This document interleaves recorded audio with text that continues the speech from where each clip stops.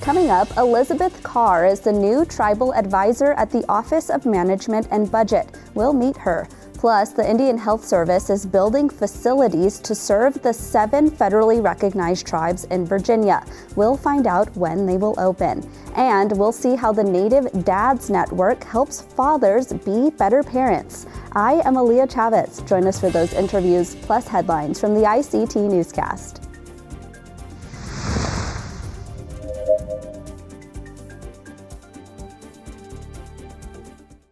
This program is made possible by the Corporation for Public Broadcasting, a private corporation funded by the American people.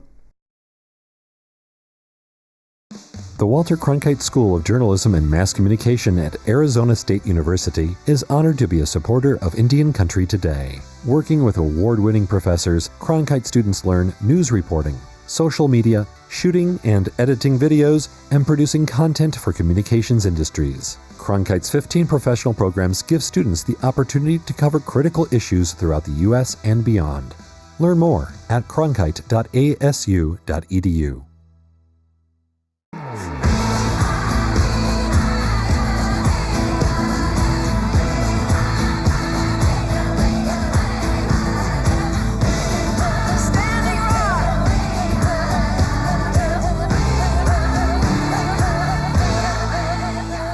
This is the ICT Newscast with Aaliyah Chavez. Amadawa Hopa, thank you for joining us. We start our newscast on the big island of Hawaii, where the world's largest active volcano has erupted.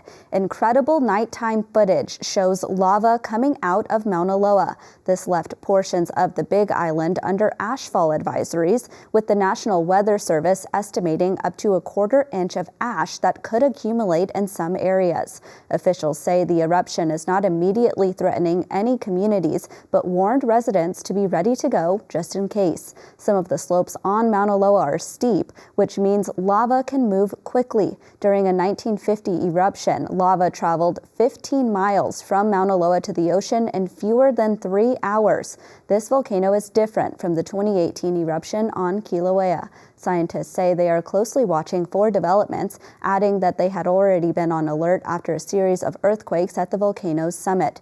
Mauna Loa last erupted 38 years ago. Staying in Hawaii, Congressman Kahele is under scrutiny following the release of an ethics report. On Monday, the Office of Congressional Ethics said Kahele may have misused official resources for campaign or political purposes. Kahele was elected for 1 term in the U.S. House before running for governor of Hawaii, an election he did not win. The report says Kahele's campaign may have shared photos or videos from official buildings and rooms in the U.S. House. This, of course, violates House rules, which says lawmakers cannot use footage of floor activities for campaign purposes. That wasn't the only thing Kahele was under fire for. The investigators decided that it was not a conflict of interest for Kahele to continue flying part-time as a pilot for Hawaiian Airlines while still serving in Congress. The OCE dismissed those allegations, saying they found no evidence it was a conflict. Moving forward, the report recommends Kahele should be subpoenaed by the House Ethics Committee. Because Kahele is leaving Congress after this session, there may be restraints in terms of what actually happens. November is Native American Heritage Month. One school's Native American education program held its monthly Culture Night. The location was at Dobson High School in Mesa, Arizona. Here's ICT's Sierra Alvarez with the story. This family event is called Native American Heritage Night. It is one way Dobson High School in Mesa, Arizona aims to support Native students and bring a light of visibility. Yvonne Danette Du is Mesa Public School's Native American Education Program Specialist. Well, it's a time for a celebration. It's a time for recognition of all tribes. It's a time to represent our nations. This event earned around 100 attendees for food and drinks. The night began with a prayer. Then everyone dug into their big turkey feast for dinner. Kim Klett is a non-native teacher at this school. She told ICT why she attends the event. Native Americans are native, right? They were here first, and we need to recognize that. We need to have more recognition, if anything. And I think it's super important that people remember that and learn it, and especially during this month where so much can get lost in the myths and the stories of Thanksgiving and such, and I think it's important to remember, the realities as well, and even some of the hard truths of that. And so teaching that hard history is important, but also celebrating the culture, celebrating the people who are here, and remembering that, honoring that. There were also performances of dancing at this event.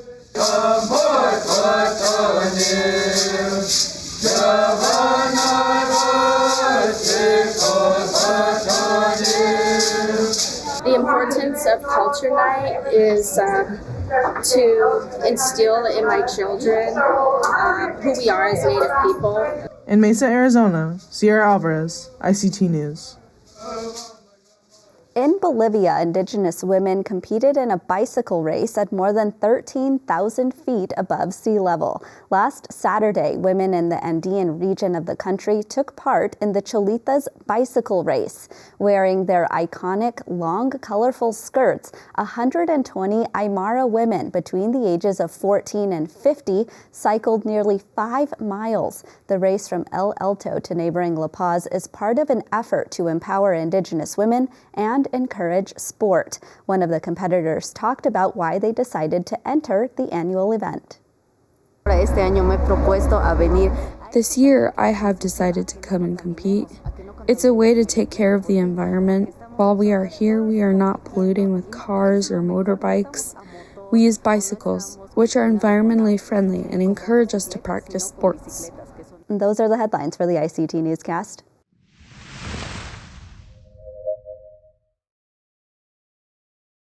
President Joe Biden has created another key position as he fulfills his campaign promise to include Indian country in his administration.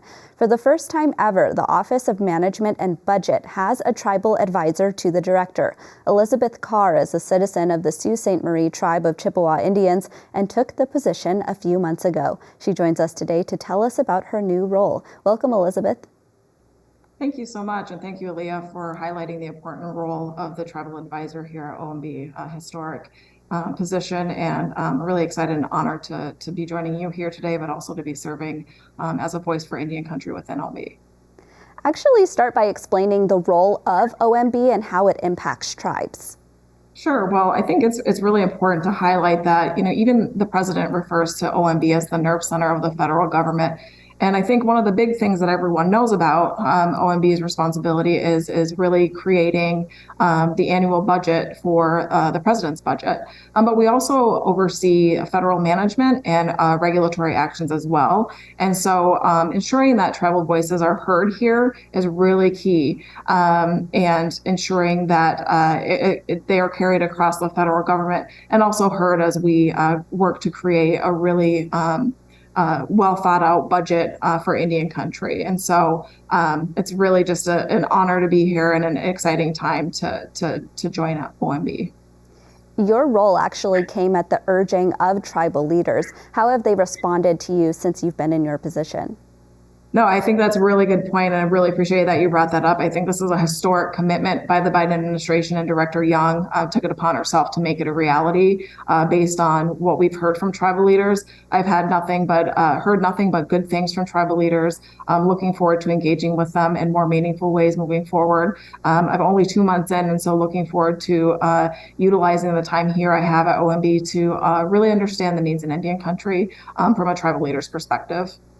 Yeah, I mean, what kinds of growth do you see for tribes in the next decade? I know, of course, you'll be there as long as it sounds like President Biden will be in office. But if you're looking long term, what do you think that looks like? Sure. I think one of the first things I would really like to accomplish is memorializing and solidifying this role to move into future administrations as well. I think from a more budgetary standpoint, I think we've seen that the president and OMB has proposed historic investments in Indian country, including $31 billion overall, which is just an unprecedented number, including $4.5 billion for the Department of Interior. We all know how important Department of Interior is to Indian country. And for the first time ever, proposing a mandatory budget for the Indian Health Service, which will help increase stability and really help grow the budget over time to meet the needs of Indian country in the health arena. So I think there's a lot going on. We're also working to strengthen the nation-to-nation relationship through consultation and meaningful engagement. And this role is just one of the many roles that the president has appointed for American Indian Alaska Natives. And so I think we have our work cut out for us, but we're certainly all working together as a team to ensure that the Biden-Harris administration, is really delivering on the commitments that the administration has made.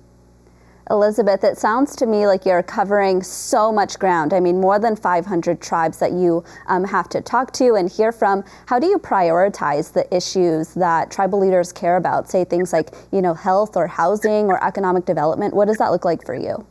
Well, I think that's a really good point. And one of the things that I always tell tribal leaders or talk to tribal leaders about is how much they have to know and how much they have to understand. The federal government is a big animal, really, and understanding and really being able to bring that voice of Indian country to rooms across the federal government that are making decisions is key. And I think the administration has done a fantastic job in being able to do that. And so prioritizing is based on what tribal leaders are bringing to us. We're really trying to push what they're looking for in terms of improving the health and well-being of their communities. And so we engage in meaningful consultation. Actually, for the first time, OMB engaged in meaningful consultation with tribes, which actually resulted, again, in the historic investments that were shown in the president's 2023 budget. Speaking about talking with tribal leaders, the White House Tribal Nation Summit starts tomorrow on Wednesday. Will you be attending the event? Yes, absolutely. Very excited to have over 300 tribal leaders here in DC. It's such an exciting time to be able to engage with and speak with tribal leaders in such an enormous arena and really be able to highlight the accomplishments, but also listen to what we need to do to improve moving forward. Director Young will be providing remarks and looking forward for her to be able to highlight the accomplishments of OMB from the last year. I want to talk a little bit about your experience because it also includes advising the National Indigenous Women's Resource Center. What issues do you see that are specific to Native women that you want to address?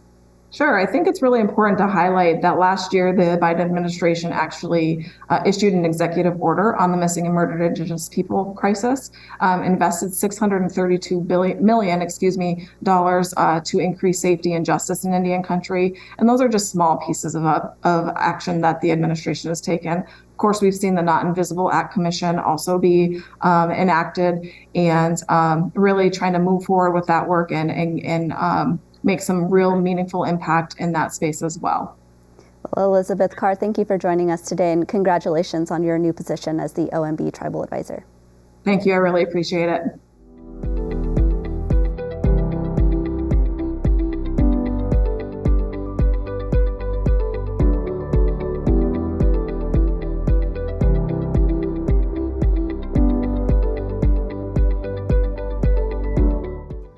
Once the 7 tribes in Virginia received federal recognition, the Indian Health Service started making plans to build healthcare facilities. This new region is called the MidAtlantic Service Unit, and the first health center will open in 2023. Earlier this month, IHS held a groundbreaking ceremony for the second facility that will be built in Charles City, Virginia. Kearns joins us now to tell us about the new facilities and the tribes that both will serve. Welcome. Thank you very much, Leah. We really appreciate you taking the opportunity to highlight this fantastic event for us.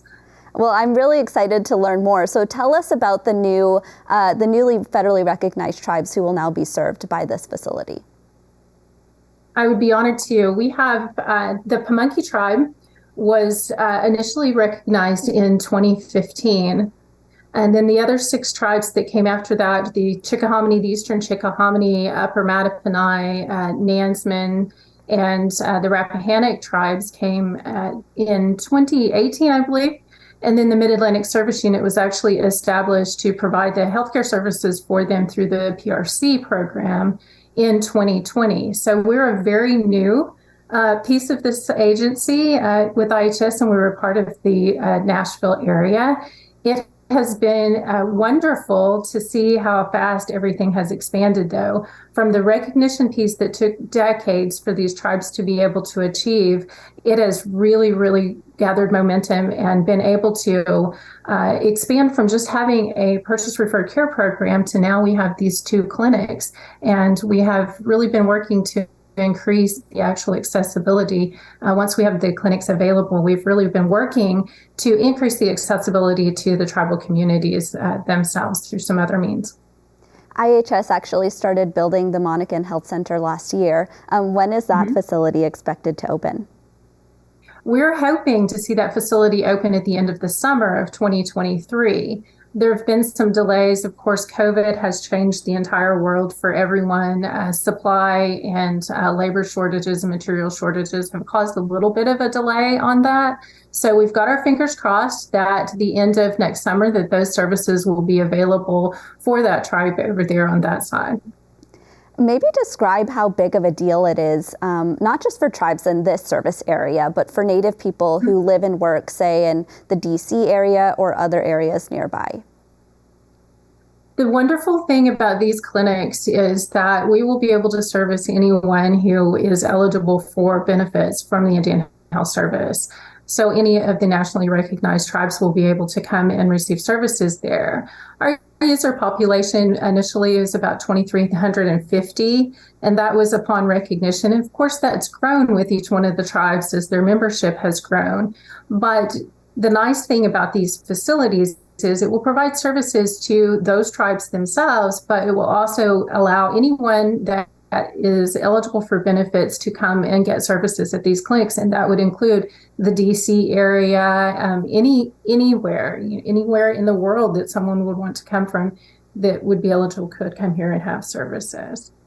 What kinds of services will be offered at both of these facilities? When I think of IHS, I think of going to the dentist or going to get my eyes checked, but maybe talk about what kinds of services will be at these facilities. Well, both of these clinics, they mirror each other just a little bit. The clinic at Monacan is just a little bit smaller than this one because this one will serve the 6 tribes that are on the eastern side of the state. We'll have primary care services. We'll have the behavioral health services, which we integrate into every aspect of the clinic itself. We will have dental services available. We'll have an entire diabetes wing to be able to focus on that ever prevalent diabetes disease that is with our Indian community. And we will have lab services as well as pharmaceutical services. And we'll have a drive-up pharmacy as well as a mail order pharmacy opportunity at both clinics. So we feel very fortunate to be able to bring these services here. Well, Kara, as you said, at the end, hopefully the summer of 2023, these facilities will open, and we hope to be invited to the opening so we can show all of our viewers the new facility. But thanks so much for being here. Absolutely. Thank you so much for inviting.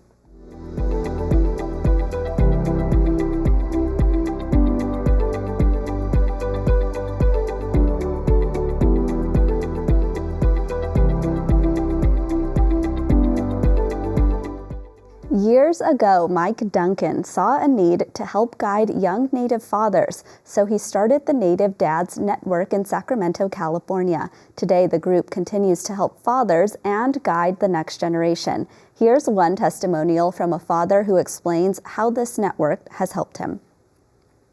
Hello, my name is Maurice. My name is Joel. We're Skeety and Pawnee in Muskogee Creek. And the fatherhood class has helped me in a lot of ways. It's taught me things that I didn't know that I needed to be a father. It has helped me in building relationships with, from friendships to relationships with his mother, with my son's mother, and with future relationships that I've had with my wife now, and relationships with my mother, my grandfather, and my stepfather. This program has really helped me a lot. And when I was a young man, I learned a lot of the wrong things, and I've been able to unlearn those things and start to build a new future for myself. And I really appreciate this program, and it's helped me along the way, and it's helped this guy. So thank you for everything. Mike Duncan joins us today to tell us about some of the programs that they offer. Welcome, Mike. Hey, good morning. Thank you for having me. Well, it's a tough act to follow. That little boy was the cutest thing I've ever seen. But give us some more history on how you started this network. Well, I'm just really excited to be here this morning. The vision began with Native Dads Network in 2010. I was doing like a fatherhood program. I was asked to do a fatherhood program at a TANF here in Sacramento, and I started realizing the importance of fatherhood. Just by doing classes inside the group. Moving on from that job into my to Native Dads, creating the vision of Native Dads. I started going into the community and I started working with individuals just on parenthood, being clean and sober, walking a good path, being present for their children, and also learning how to work with forgiveness in their life. A lot of times as men, because we've done wrong things in the past, and trying to, reconciliate, that kind of healing with your family is hard sometimes. So forgiveness became a big part of our work. But just through the years, we developed this program into something really good, and that's our one of our past participants. His name's Maurice. He's been a great individual and became a great father, a great example of what our program could do for our people. Maybe talk about what some of the cultural components are to your programs. Well, what we do, this in classes, we open up with prayer. Sometimes we open up with a song if a participant or myself would like to open up with a song. But we also open the doors for other things. We at the time we were doing weekly sweat lodge with the men. And also we would take trips to local ceremonies in this area, California, to the Roundhouse or the other dance that were available for us to hear, for them to experience that as well. The other piece would be, again, we would also work with our hands. So we'd make bead necklaces, talk the importance of being in a good place. We would do that during graduation because it's a 12-week class. And the great thing about that is that our 12-week class, we have people that would graduate. And then we'd have a graduation ceremony where, like I said, where they make necklaces and things of that nature. And then they would return. We had people come for 3-4 years into our program, just repeat and just keep on going. And so it always was a great time. And we've had a lot of success stories in our program so far. What programs have been the most popular?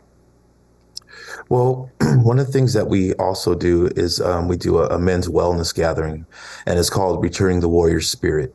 And that was something that, I'll just start here. Like when I was a young man, I never heard of anything of that, like the term fatherhood is sacred. I actually got a curriculum from an organization called Native American Fathers and Families Association. And that's where I first heard the term fatherhood is sacred. And so when we started doing this program, a lot of our men never heard that either. The importance of fatherhood, the importance of being a healthy man, the importance of being an example for the future generations. And so when we started saying, well, we never heard of a Native men's wellness gathering here in Northern California. So Buena Vista Rancheria, we have close ties with them in this area. And so they offered their reservation and their land to host this camping event for 3 days. And it was a success from the first one. We were in year 12 before the pandemic, and that became it became a very successful program. And so guys look forward to that every single year, and we found a lot of success in it.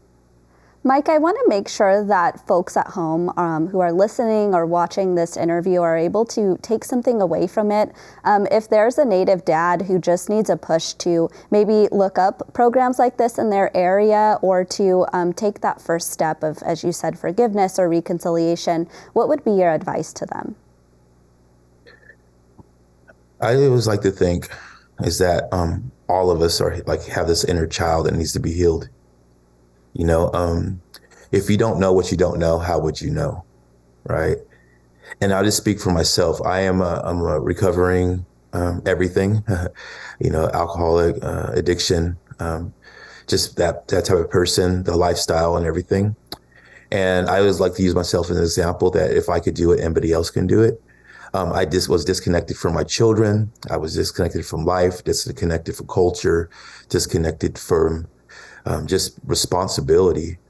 And I had to do some things. I really had to work to get well and go back to school and do some things. But I think my point is I built everything that I teach today is I live by, and so we have to learn to love ourselves, know our worth. Like men have worth, and you have worth as well. And that's something that I had to learn through the years of recovery and in my healing journey through this red road. But if I had that advice, what I give in, don't give up on yourself. You're so important. You're so needed to this bigger picture of healing in our communities. Mike Duncan, really powerful words there. Thank you for joining us and telling us about the Native Dads Network.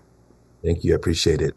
And that's a slice of our Indigenous world. For all the latest, visit ictnews.org. From all of us in the newsroom, stay safe, my relatives. Sometimes you got to take a stand just because you know you can. Oh, you got to run, you got to run.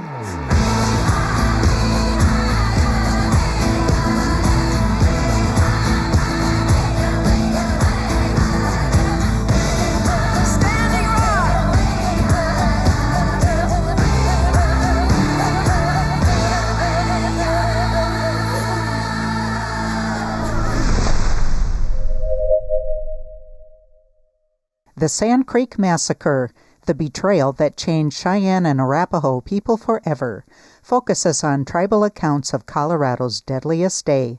Exhibition details at historycoloradocenter.org. This program is made possible by the Corporation for Public Broadcasting, a private corporation funded by the American people.